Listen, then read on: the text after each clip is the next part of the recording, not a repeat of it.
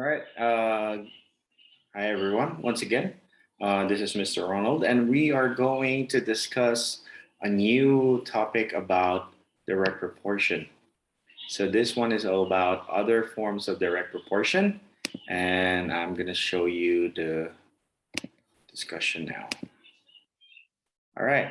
So, for those who haven't got to review the direct proportion, all you need to do is to uh, watch the former video about direct proportion so that you will be able to understand this one more. Okay, so in this case, in this other forms of direct proportion, it's just the same thing with the direct proportion. It's just that in some parts of the variables, you will see things like exponents and radicals. And the procedure is just basically the same on how to solve it. So let's say, for example, the main equation that you need to follow is still y is equivalent to kx, but not all the time the y is going to be y and the x will be just plainly x. Okay, so let's say, for example, in here, in the first statement, it says that y is directly proportional to x squared, then y is equivalent to 20 when x is equivalent to 2, then you are going to find the equation that satisfies the following. So again, knowing that this particular portion here says that this is directly proportional to, then all we need to do here is to just check what we see on the left and on the right side. And on the left and on the right side, you will automatically see how you should construct your equation. So the first part is, again, number one, construct the basis of the equation. Y is equivalent to kx. And then the next one is going to be x squared. So this is how you guys are going to see it. Okay, I hope you guys understand that. Now, going to the second part, wherein you are going to find the value of k, you will understand here that this time, the value of k is equivalent to y divided by the x squared. So y divided by the value of x squared. And we know that in the given, we will have this situation wherein your y is equivalent to 20 and the value of your x is equivalent to 2. And you have to understand that you have to square it. So this will show that this is equivalent to 2 squared, which if you calculate will result to 4. Which means that in this case, you are now going to solve for the value of k, which means that your k here will be equivalent to 5. So from here, same procedure to what we guys learned from the previous video. You are just going to plug this in, going back to the first basis of the equation. So this will now give us y is equivalent to 5x squared. Okay, and automatically this is going to answer the first part of the equation. So let's say we have a is equivalent to y is equivalent to 5x squared. For letter B, it says you're going to calculate the value of y when x is equivalent to 3. So the same procedure is what we guys need to apply. You are just going to use the main equation y is equivalent to 5x squared, which would also mean that if your x is equivalent to 3, so this is going to be 5 bracket 3 bracket squared. Okay, so now all you need to do is to just calculate. So this is going to give us 5 times 9, which eventually will give you 45. So this would mean that your y is equivalent to 45 if the value of the x is equivalent to 3. Problem letter C is about finding the values of x when your y is equivalent to 1.25. So in this case, the same procedure, you will use the equation itself, 5x squared, and then this is going to be 1.25 is equal to 5 times x squared. So this time, you're going to look for the value of x squared. So this means that your x squared will now become 1.25 divided by 5. Okay. So if we are going to calculate this one, this is going to give us x squared is equivalent to 0.25, right? But since we're looking for the value of x, what we need to do is to get the square root of this particular value. All right. So now, in this case, you will see that your x will be equivalent to 0.5. Now, I want you to pay attention to the question because it says here values.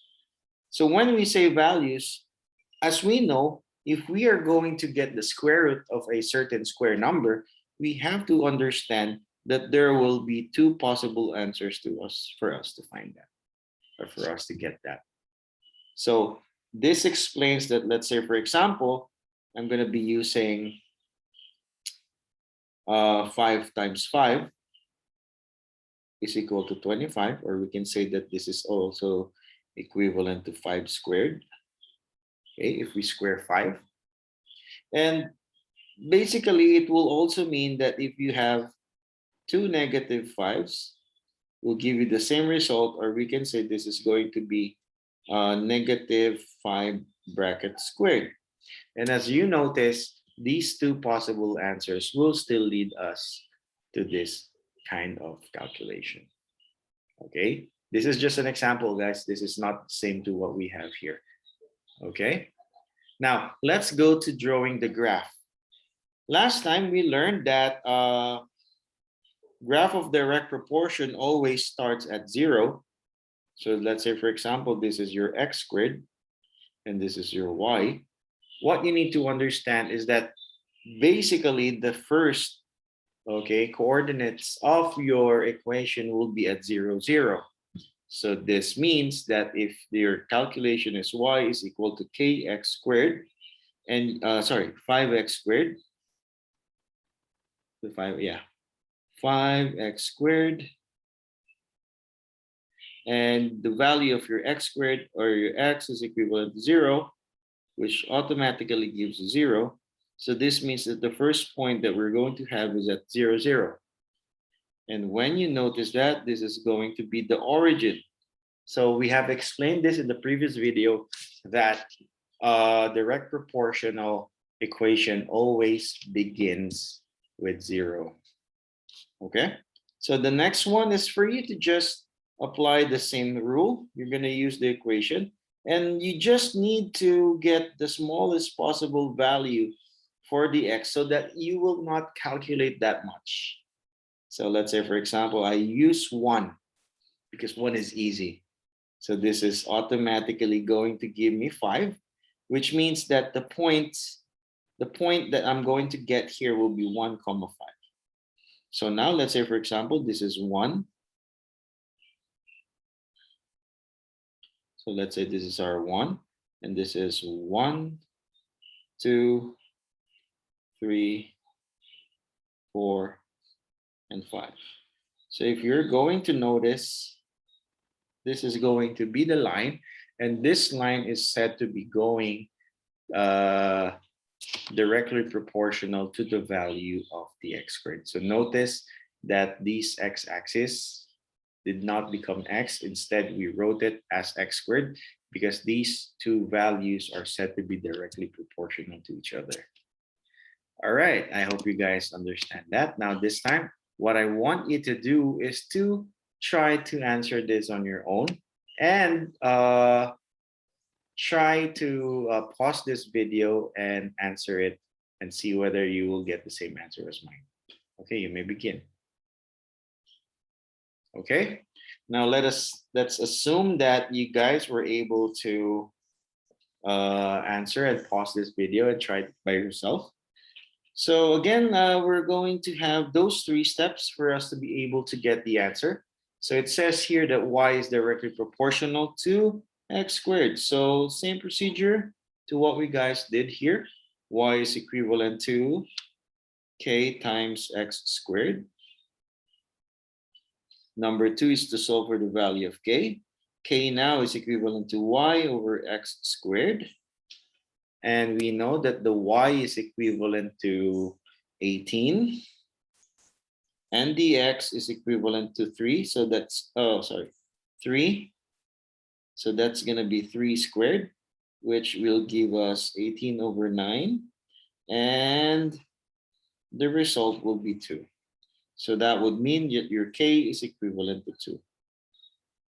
So number 3, again, is to substitute the value of k to the first equation. So it's going to be y is equivalent to 2 times x squared. Okay, or you can just, let's just make it a bit better. X squared. All right, so now in here, it's asking for the value of the equation connecting. So this is going to be the same thing. And for letter B, you are now going to get, I'll just put letter B here. You are now going to get the value of y when x is equivalent to 5. So now notice that I will be using that equation on top and just substitute the value of x with 5. So this is going to be 2 times 25, which gives us the value of y as equivalent to 50. All right. Now let's go for this one, letter C.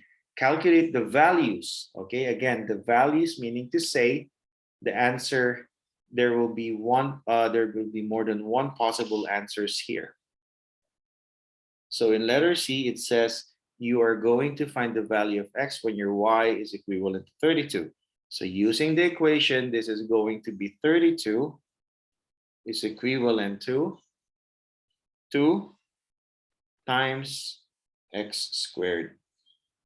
And simplifying this will give you x squared is equivalent to 32 over 2, which is equivalent to 16. So now if we are going to simplify it, what we need to understand is to just get the square root of both possible answers. Okay, both sides, I mean. Now, in this case, just like what we have done in the first one, these values will give us two possible answers. All right. So now this is going to be the answer for letter C. Now for the last one, it's asking us to graph y against x squared. So again, you don't need to trouble yourself to make this equation. All you need to do is to first write those variables that are said to be proportional to each other, wherein the y goes to the y-axis and whatever value for the x will be there on the x-axis. Okay? And then, just like what we say, since this is a direct proportional problem, automatically one of the values will just become 0. And from there, what you need to do is to look for the next possible answer that you are going to have. So let's say, for example, I'm going to choose my x as equivalent to 1 because I don't wanna get tired of calculating. Okay, we always get tired of calculating, so that's why. So 2 times 1 will give you 2, which means that the next point that you're going to plot will be 1, 2. So this is, let's say, for example, this is 1, this is 1, 2, and your 1, 2 is there. And all you need to do is to just extend it if you would like to emphasize it more. Okay, and that is how we are going to answer other forms of direct proportion. Okay, so now this time we're going to move on to solving other direct proportions in real life situation.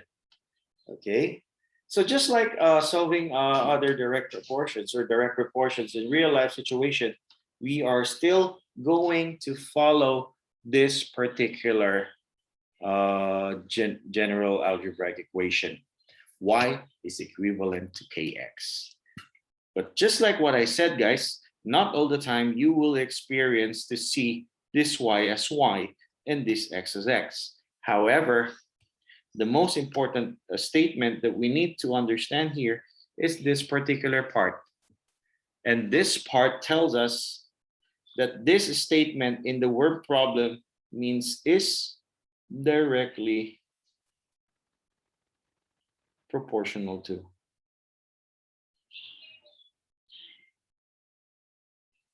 Okay, is directly proportional to. So when we spot on that particular phrase, we will now understand that if we are going to create the general algebraic equation, this is going to be kx is directly proportional to, and the first unit on the left side refers to the v. So this is going to be the v, which refers to the volume, and it says here is directly proportional to the cube of the radius r. So you will see that this portion only tells RCM. Sorry about that, but you guys have to be careful with this. You have to be particular to whatever statement tells about that particular variable, because not all the time you will see that this RCM is just RCM. It could be like a cube root or a square in different kinds of problems. So sorry about that. So now we have to understand that this particular portion tells us that the radius has to be cubed. Okay, so now, just like what we have learned previously in the other, since the beginning of the video, the second step is just solving for the k. And we know that the k is equivalent to v over r cubed. So v over r cubed means you are going to have this 686, which refers to the volume, which was mentioned here. Volume is 686, and we know that the volume is being represented by a variable v, and the radius is 7 cm, which is represented as r. So this is now going to be 686 divided by 7 over raised to the third power. Okay, so let's just try to calculate this. If I am going to have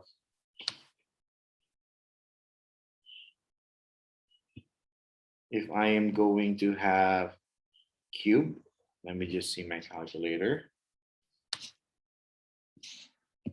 7 times 7 times 7 gives me 343. So 686 all over 343, okay, is equivalent to the value of k, which means that your k will automatically be equivalent to 2. Right? So now, as soon as you get that one, the same procedure, the k will go back to the beginning of the equation. So this k, which is equivalent to 2, will go here, and we just copy whatever is in there. So this will now give us the way to answer the first part, which is v is equivalent to 2 raised to r cubed. Okay, I hope you guys understand that. Now let's go to letter B. Okay, there was a mistake here. It should be letter B, but never mind.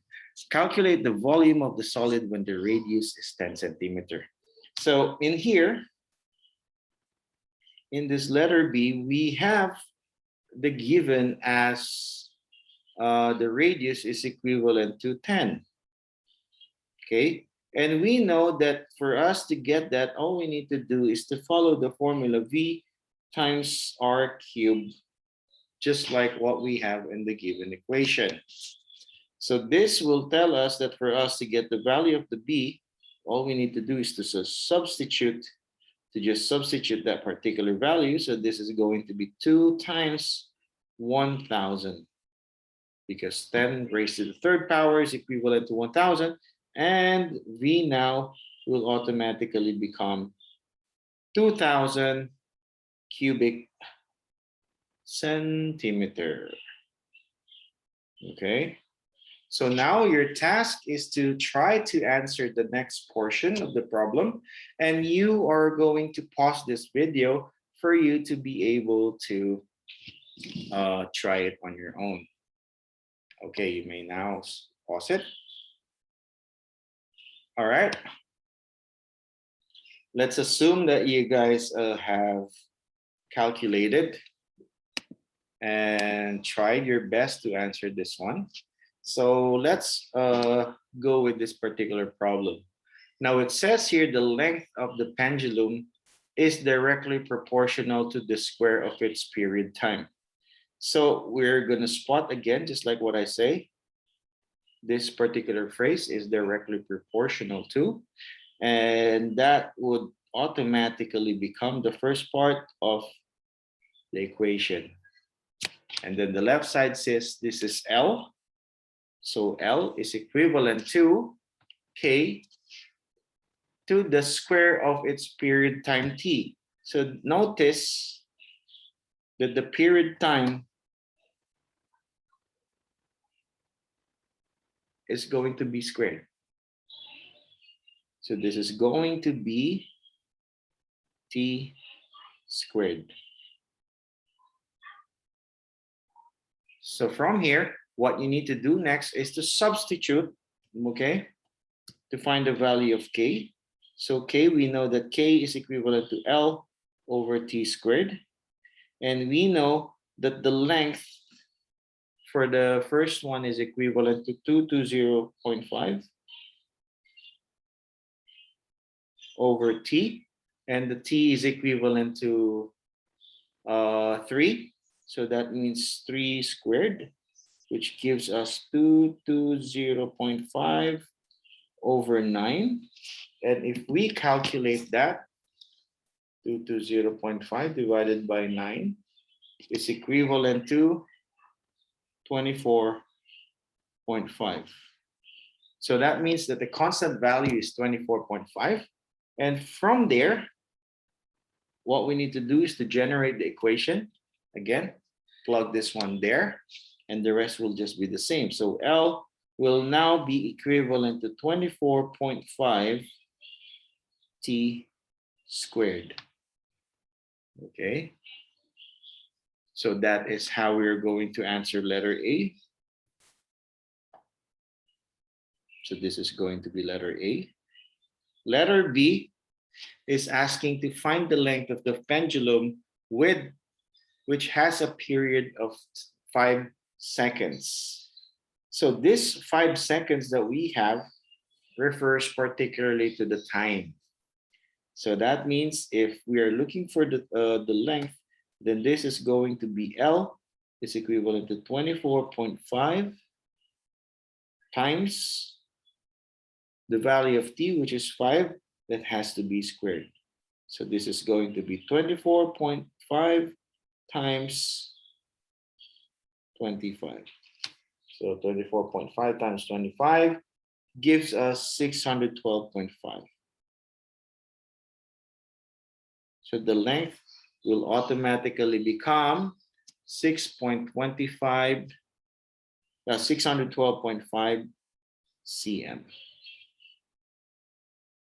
Now, after this, what you're gonna do is to go to the next question, and the question is,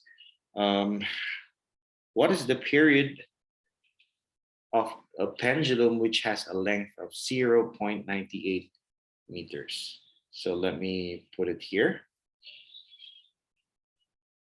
So letter C is equivalent to 0.98 is the value of L. So I'll just put the basic equation here first, 24.5 t squared. So this one now gives us this one now gives us 0.98. It's equivalent to 24.5 t squared. So we will know now that the t squared is equivalent to 0.98 divided by 24.5. Okay, so let's see. 0.28 divided by 24.5. Okay, gives us this value. Oh, hold on. Yeah. Okay, so this gives us a value of t squared is equivalent to 1 over 875. Okay, now let's see if we miscalculated anything in here. Oh yeah, I miscalculated something. Sorry about this. So this one, let me just answer it again. It should be 0.98. Where did I put 0.28? 0.98 divided by 24.5. Okay, so now I got the answer. So this is going to give us 1 over 25. Okay. And for us to get the final answer, for us to get the value of t, all we need to do is to get the square root of it. So the square root of it is equivalent now to t is equivalent to the square root of 1 is 1. And the square root of 25 is 5. So this will tell us that this is going to be the final answer.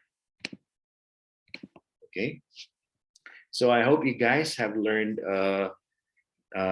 this particular part of the topic. By the next video, we are now going to move on to the inverse proportion. Okay. So that's it for now. I hope you guys have learned things about direct proportion. By next meeting, we're going to move on with the inverse proportion. Bye and have a nice day, everyone.